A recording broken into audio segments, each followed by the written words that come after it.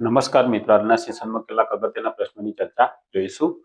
પાણીપતનું બીજું યુદ્ધ ઈસવીસન 1556માં અકબર અને હેમુ વચ્ચે થયું.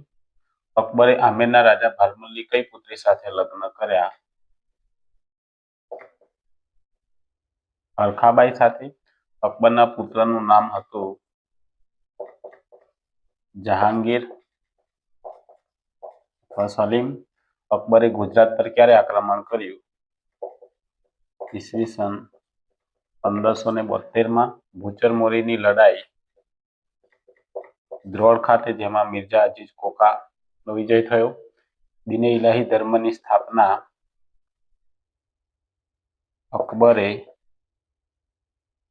1583માં કરી. મિત્રો, આ પ્રકારના જે પ્રશ્નો છે તમામ સ્પર્ધા